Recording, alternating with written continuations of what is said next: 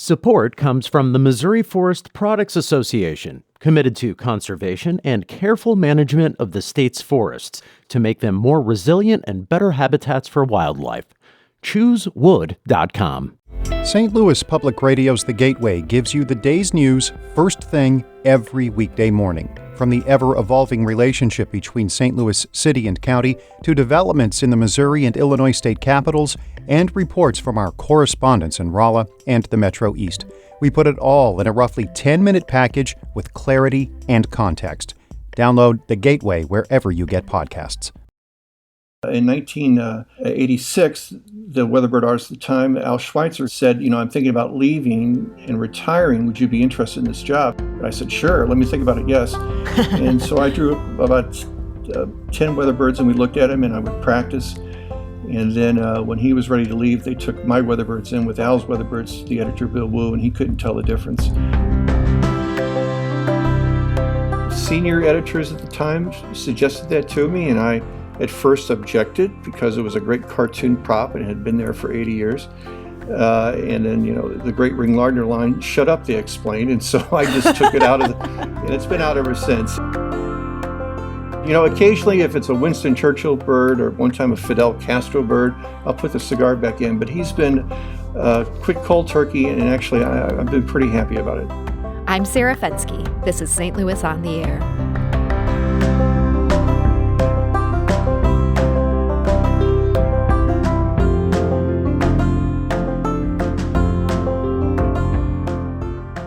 For readers of the St. Louis Post-Dispatch, the charismatic bird who graces the front page of the paper is as familiar as the arch.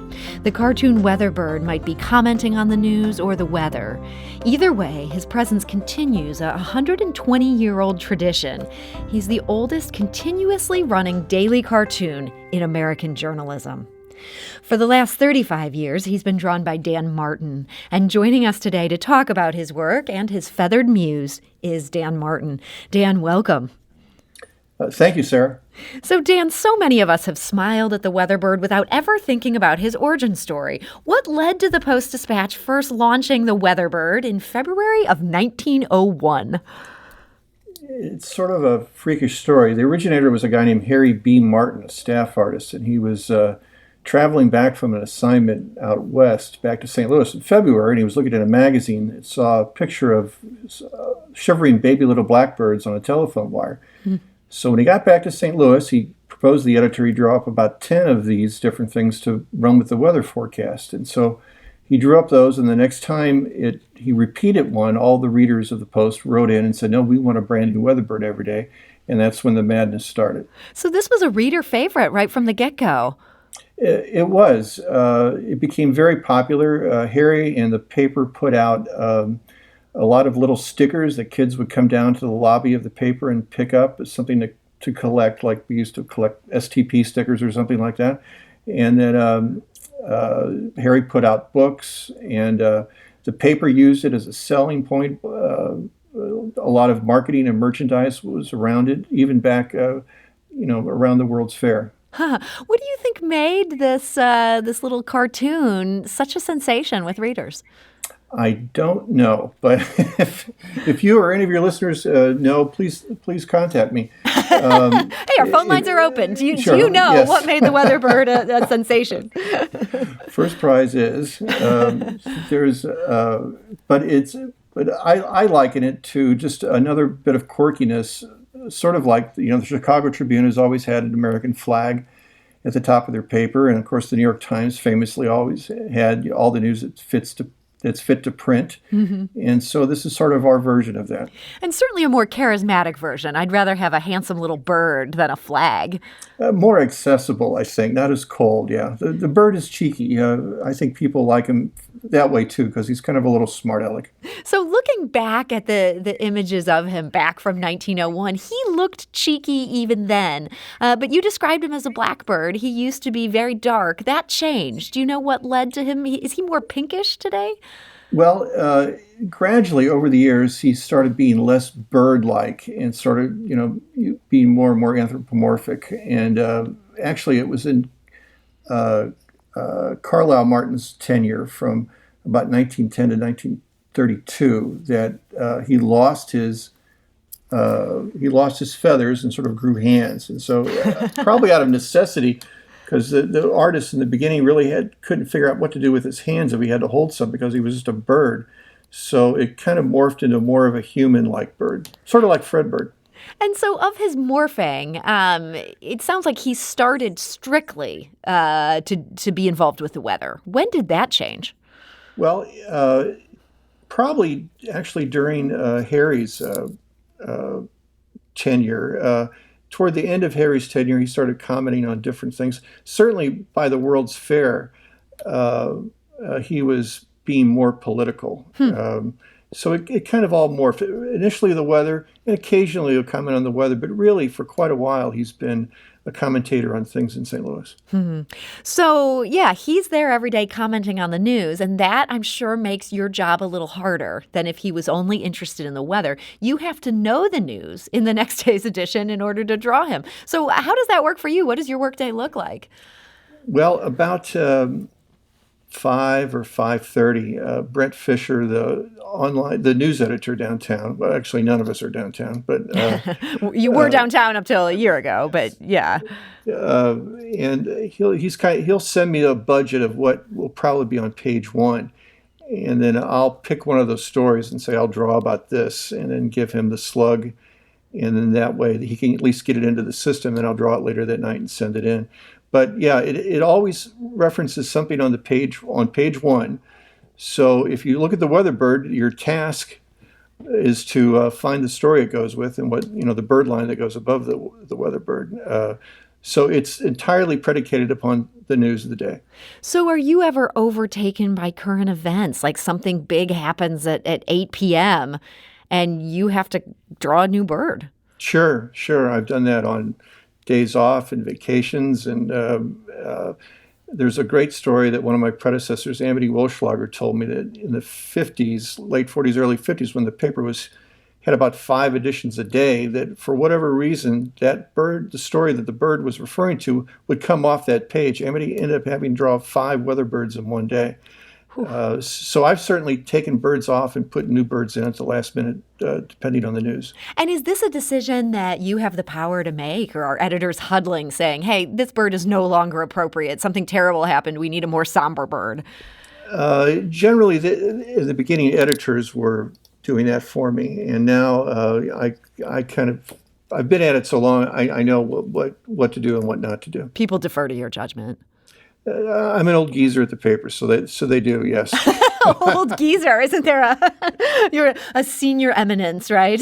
That's a veteran journalist. That's what we like to call ourselves. So speaking of being a veteran journalist, Judith Newmark of your paper wrote a really good profile of you back in 2016. I want to encourage people to check this out and read it.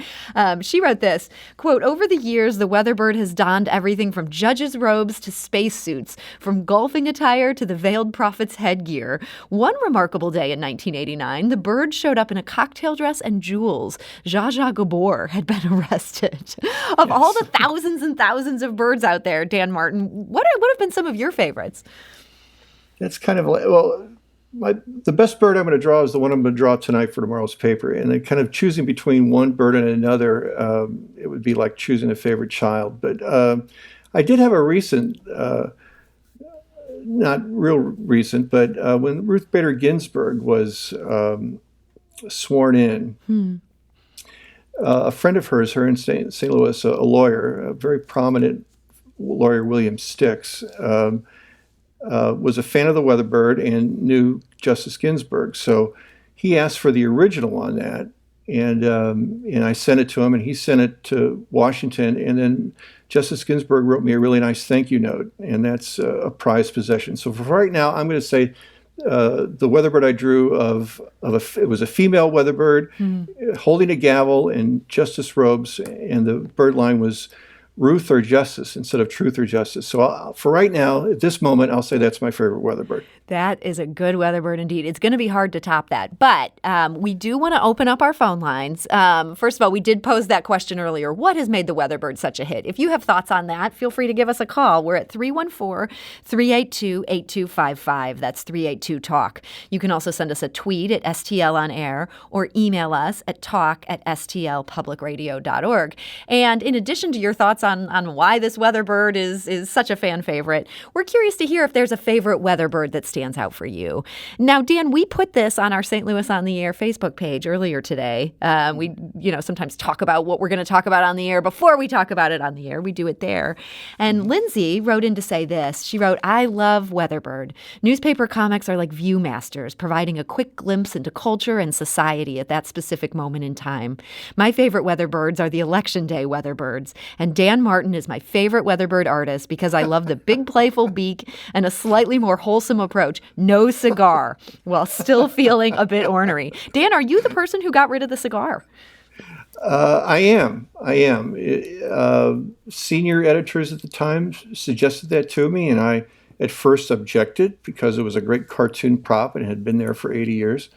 And then, the great Ring Lardner line, "Shut up," they explained. And so I just took it out and it's been out ever since. And, occasionally if it's a Winston Churchill bird or one time a Fidel Castro bird, I'll put the cigar back in. But he's been quick cold turkey, and actually I've been pretty happy about it. And were they hoping to just encourage the rest of us not to kill our throats and lungs? Was that the thinking? I think that's probably the short answer, yes. So Lindsay had another interesting line in there in praising your work. Newspaper comics are like viewmasters. Do you ever feel like looking back at old Weatherbirds from hundreds of, 100 years ago, 80 years ago, that these offer a glimpse into the culture? Oh, sure. It's a reflection of what was going on in St. Louis, and it is a good mirror for, like someone said, the Weatherbird is a St. Louis joke that only St. Louisans get. And if you were to go back and I have scrapbooks of people that collected the Weatherbird from 1901. If you go back, you can really judge what was going on in the world and what was important. Boy, hearing you mention those scrapbooks, that feels to me like a coffee table book I would love to read. Has the Weatherbird ever gotten a book like that? On his 100th anniversary in 2001, we did a small history book, that's been a great promotional device for us. But not a coffee table book. I don't know if he merits that. Now, some of the other cartoonists that have been in St. Louis, they merit the book, and they have books like that. But maybe, who knows? Maybe someday in the future. You're kind of denigrating your bird here. You don't know that he merits it. But he works almost better in Cameo, is maybe the thinking. Yes. He's not, he's not famous like Beetle Bailey, but among the National Cartoonist Society and cartoon historians nationwide, they certainly know about him. I mean, it's not something you could go to Boston and say, "Hey, did you see the Weatherbird yesterday?" and they'll know what the heck you're talking about. It's really just for St. Louis and the region of Missouri and Illinois. And it's not Dagwood, but in St. Louis, I think he's pretty well known. We're talking today to Dan Martin. He's the artist behind the Post-Dispatch's Weatherbird. He's drawn it for the last 35 years. The Weatherbird now has a 120-year history. And we're also tweeting out on our St. Louis on the Air Twitter feed a link to a great look back by Beth O'Malley at the St. Louis Post-Dispatch. A few months ago, she compiled a terrific rundown of some of the Weatherbirds from 1901. So if you're curious to see those as we talk to Dan, you can find that on our Twitter feed. That's at STL on Air. We need to take a quick break, but we'll continue this conversation with Dan when we return. This is St. Louis on the Air on St. Louis Public Radio, 90.7 KWMU. And now back to our conversation. Our guest today is Dan Martin. He's a longtime staff member, a veteran journalist at the St. Louis Post-Dispatch, and he is the artist who draws the daily Weatherbird. So, Dan, I want to go back to your childhood. I understand you grew up in St. Louis, and you yourself were a fan of the Weatherbird. Were you the kind of kid who reads a newspaper? I was. I wasn't paying too much attention to the news, but I would always look at the Weatherbird and read the sports page and read the comics. And I grew up near Grant's Farm. I went to Lindbergh High School, and then through the Weatherbird in the sports page, I got to see a lot of Amity Wolschlager's sports cartoons, who drew the Weatherbird from 1932 to 1981. So when I was a kid, there was a function downtown that my parents took me to where Amity was drawing, and I waited about an hour in line to get an Amity Weatherbird. And so I've been conscious of the bird and been a fan of it ever since I was a little kid. So you ended up studying art at the University of Kansas. Did you have, even in the back of your mind, doing something like drawing for a newspaper? Frankly, no. I mean, I'd worked for the paper. I went to Merrimack first, then transferred out to Kansas, and I worked for the paper at Merrimack, and I worked for the paper at Lindbergh. And then when I was at Kansas, I worked for the UDK, the University Daily Kansan.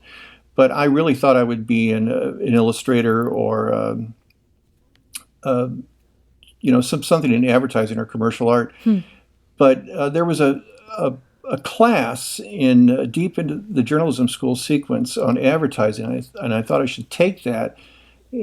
But to get there, the prerequisites included reporting and editing. So I ended up taking those classes, and then I was the only art major in these reporting classes. And the teachers kind of took sorry for me, a dean that was wonderful to me. And so she connected me with some other newspapers, and that's kind of one of the reasons I put out resumes when I got out of school, and one being to the Post-Dispatch. Do you ever feel like, the road not taken, that this would have been such a more lucrative road? Oh, to be in advertising? Yeah. Or do commercial illustrating?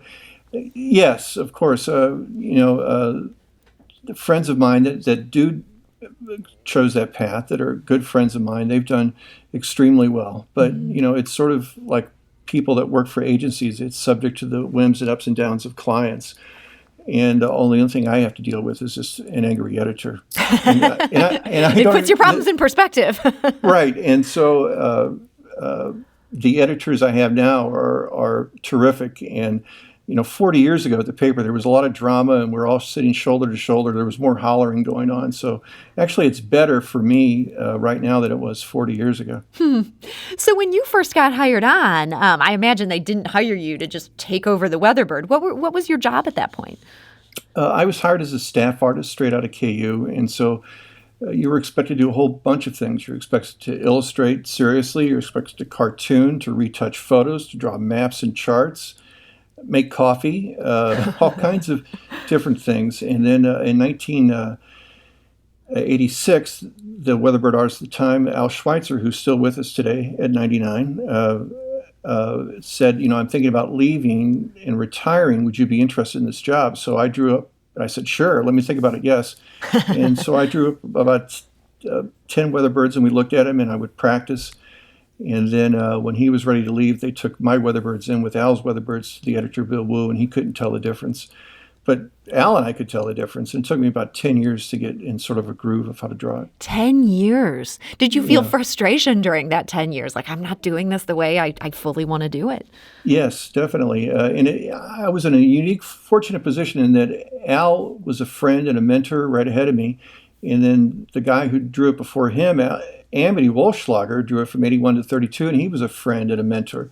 So I had the great benefit of being gathering the experience of both these two great cartoonists. Did they have any particular advice of, how to think about this character, or, always do this, never do that kind of maxim for the Weatherbird? Al drew up a little sheet that he did not long before he left that was pretty good, just showing how to draw eyes and things like that, and making sure that the clothes fit and how many segments of the Malacca walking stick leg should be shown. And there was no definite thing, but you can imagine if I would go home and draw all night and then bring it back in, and then one or both of these guys would tell me how crummy it was, but in a nice way. They were helpful. They were terrific to me. I was really lucky. So you basically had two former Weatherbird people around whose brain to pick. I mean, was there ever different advice from the two of them where, the roads diverged there and you had to decide whose path to follow? I think I blended the two. Amity was not happy about the cigar coming out of his mouth because he smoked cigars for 70 years. But I think they pretty well, because I think both of them knew that you sort of have to find your own voice. Somewhere you get in the groove where you think you're drawing it and you think your drawings look okay. I would say probably out of a month, there might be 2 or 3 Weatherbirds that I personally liked that I could live with. Not even today. You mean back then? Or No, are right. you still that hard on yourself? Yes, I am. And I think that's good. That's good. Anybody that thinks that they can draw something perfectly day in, day out, it's the great Charlie Schultz quote that says a cartoonist is someone who has to draw the same thing every day but make it different. And that's the challenge. But yeah, I'm still hard on myself, and I think I will be.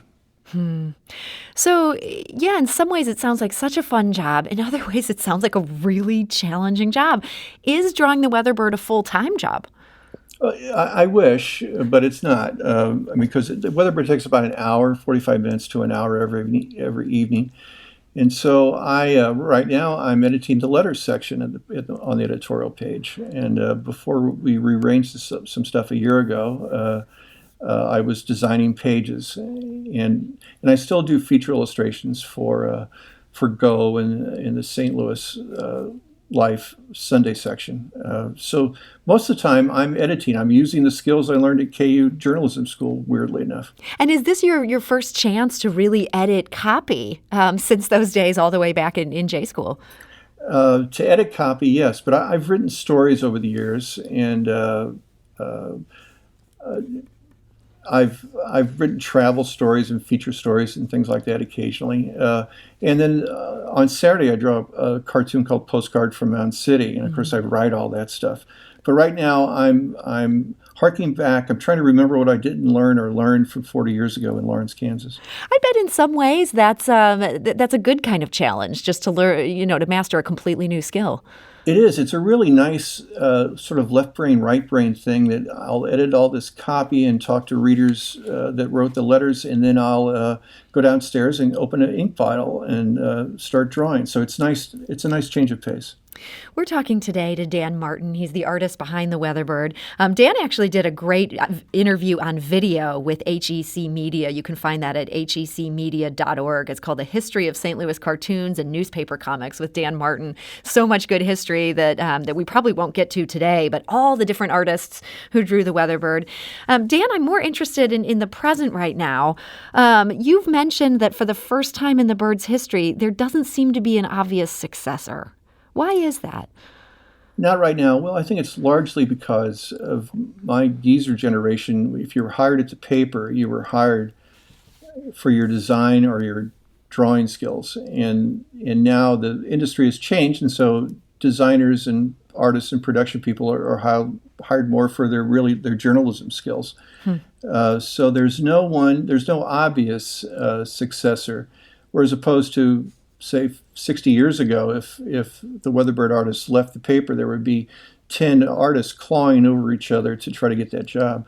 But I'm sure the paper will figure out something when I get ready to retire. I was going to say, you're now 63. I mean, do you worry about that you couldn't even think about retiring until you'd figured out somebody to train and to, put through the paces the way that your predecessors put you through them? No, there's too many fish to be caught. I'm not worried about that. I'm sure Good for you. we have some nice editors that I think will probably figure out a solution. But it would be a real shame to lose this great St. Louis tradition. Yeah, and I've got to worry about the day-to-day for you as well. How do you ever possibly take a vacation if you're the guy and news can break at any given moment? How do you handle that? Well, sometimes when I'm going on vacation, I'll try to draw ahead of time of events that I think might be going on, and I'll talk to the news editors about what upcoming enterprise stories there might be, and I'll try to draw about those. And then there's a whole bank of digital Weatherbirds that we have in our system that a designer can take and change the color on, or move an arm around, or add something to a hand, or something like that. and put a new bird line on it and tweak with a little bit. It's always been that way. Since 1901, the bird artists have always sort of had a bank of birds in reserve that other artists could adapt and change to fit the current event. I got to ask, I mean, you mentioned just how hard you are on your own birds. Do you ever come back from a vacation and look at something that somebody else has kind of cobbled together and you just want to go yell at an editor? No, it's the editors that do the yelling. The artists don't yell at the editors. See, I need to understand these newsroom dynamics here. Well, you've been in newspapers. You know how that works. It's true. There's, most of the time, the designers at work do a terrific job of adapting things. And I'm probably less critical of them than certainly Amity Wolfschlager was. If someone had tweaked around with too much of a bird that Amity had drawn, he was not pleasant about it, and he would let you know. Boy, Amity sounds like quite a character. Yeah, a real one-of-a-kind St. Louis legend, larger than life. And anyone that's been a sports fan in St. Louis that have seen his sports cartoons, have been around the Cardinals, know what a colorful character it was. And I was really fortunate to get to know him really well. Dan, in addition to doing these wonderful illustrations, you've become such a historian. I think the HEC media video makes clear you've really studied up on all your predecessors. I understand you get a lot of correspondence where people are asking you questions. What kind of things come your way through that? I can tell you, just about an hour ago, I got an email from a reader that has a collection of a printed book of Weatherbirds by Harry Martin from 1903. And I've got a couple of these little books, but I've never seen this one. So he wanted some more history on things, and he saw the HEC thing. But that's sort of generally the kind of questions I field. What started all this was that when I used to draw a cartoon for the Sunday comic section, and I was always running across artists that were huge legends in their own time, but everyone had forgot about by now. And so that really intrigued me to do more digging. And there's just a list as long as your arm of artists and cartoonists that have come out of St. Louis that were nationally and world famous, and now no one has ever heard of them. And that's sort of my personal mission to revive old dead cartoonist legends. And we know from talking to you today that you're very hard on yourself, but do you see yourself within that legacy of these old cartoonists and their wonderful work? No, personally I don't. I was fortunate enough this last year, I was inducted into the St. Louis Media History Foundation Hall of Fame. And on the list on the website, I'm between Elijah Lovejoy, the famous publisher, abolitionist publisher, and Bill Malden, the two-time Pulitzer Prize winner. So in my own mind, I don't deserve to be in that kind of ranking, but I'm grateful for it. And technically, whether or not you feel that you deserve it, you are there. So I think it's great to see that this cartoonist is at least getting some honor. The Hall of Fame is there. And I think this video, again, it's hecmedia.org. I want to encourage people to check this out. Dan Martin, thank you so much for joining us today and sharing this fascinating history. Thank you very much, Sarah. Thanks for bird watching. This is St. Louis on the Air on St. Louis Public Radio, 90.7 KWMU.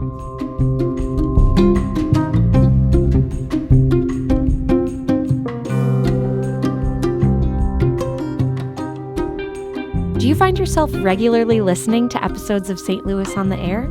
Suggest us to a friend you think might enjoy our conversations. And leave us a review and rating on Apple Podcasts on the App Store. It's the simplest way to help people discover our show. Thanks.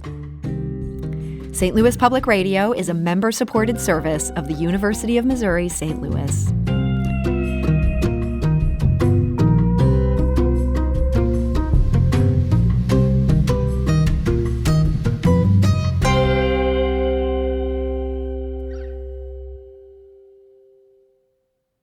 Support comes from the Missouri Forest Products Association, providing more than 41,000 jobs in the production of wood pallets, railroad ties, white oak barrels, hardwood floors, and more.